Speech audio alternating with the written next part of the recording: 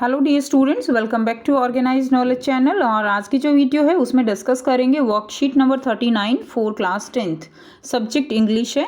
और ये वर्कशीट आपके लिए 2 नवंबर 2021 के लिए शेड्यूल की गई है। आज की जो वर्कशीट है स्टूडेंट्स, ये आपकी रिवीजन वर्कशीट रहेगी। ठीक है, रिवीजन वर्कशीट है। और जो रिवीजन वर्कशीट है इसमें आपको एक पैसेज दिया गया है और उससे रिलेटेड कुछ क्वेश्चंस हैं जो आपको सॉल्व करने हैं।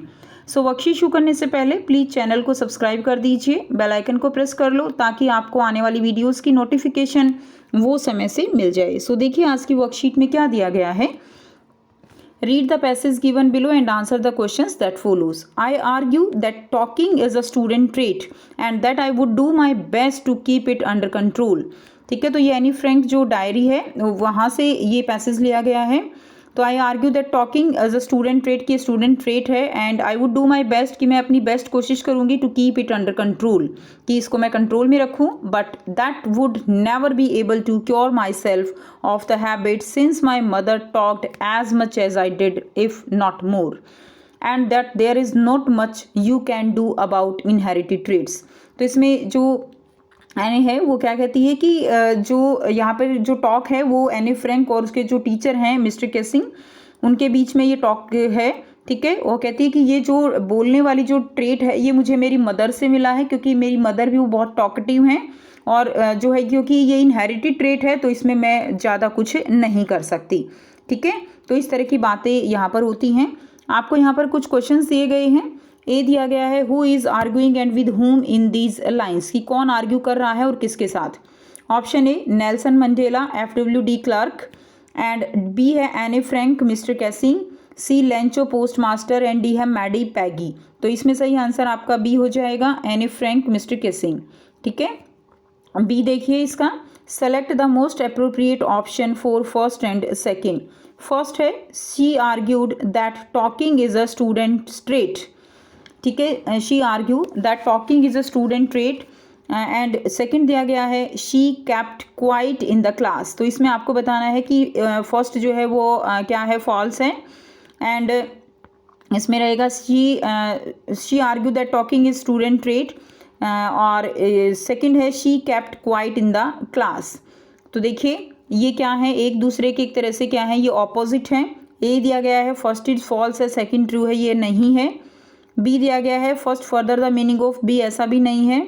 सी है second is the opposite of first. तो ये जो है एक दूसरे के क्या है, एक तरह से ऑपोजिट हैं। तो ये सी जो है इसका आंसर हो जाएगा।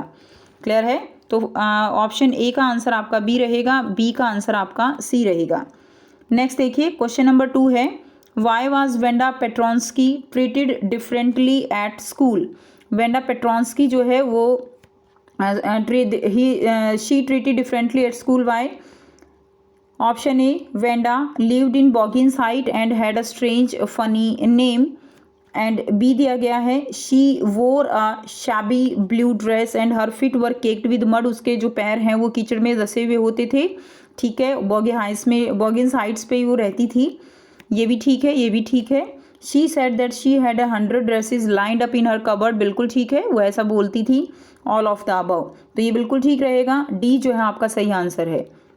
क्वेश्चन नंबर 3 है how did the vet save Tricki life.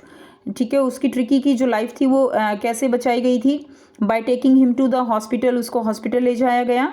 ठीक है, by taking him for a walk के लिए नहीं ले जाया गया था। By giving him extra meal to build up his stamina, ऐसा भी नहीं था। बोथ बी एंड सी, ऐसा भी नहीं है। तो इसका सही आंसर आपका ए हो जाएगा।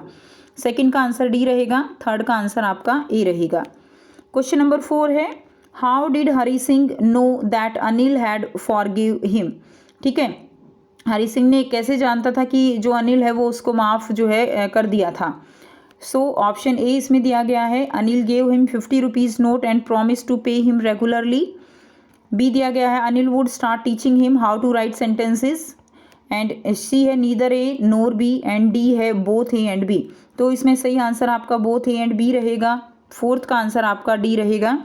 ठीक है, कि उसने उसको 50 रुपीज़ नोट दिया था और प्रॉमिस किया था टू पे हिम रेगुलरली, और उसको उसने सेंटेंसेस सिखाना भी शुरू कर दिया था। तो ये आपका आंसर हो जाएगा डी।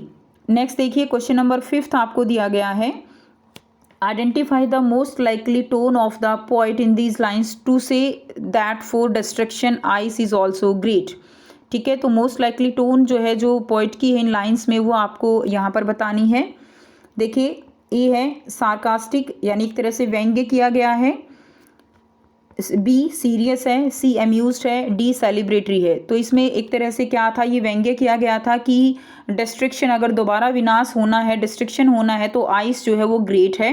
आइस को जिसके लिए जो है हेट के लिए इसको रिप्रेजेंट किया गया था, तो ये सार्कास्टिक है, व्यंग्य है। क्लियर। नंबर 6 है name the literary device used in the merrily bouncing down the street and then merrily over. तो इसमें कौन सा जो है poetic device, literary device use किया गया है? Option A metaphor, B simile, C alliteration, D anaphora. तो इसमें सही आंसर आपका डी हो जाएगा, एनाफोरा। क्लियर है, डी जो है इसका सही आंसर रहेगा। ठीक है, नेक्स्ट देखिए क्वेश्चन नंबर 7 है why could not Nelson Mandela fulfil his twin obligations. तो इसका आंसर करेंगे, क्वेश्चन नंबर 7 दिया गया है why could Nelson Mandela fulfil his twin obligations.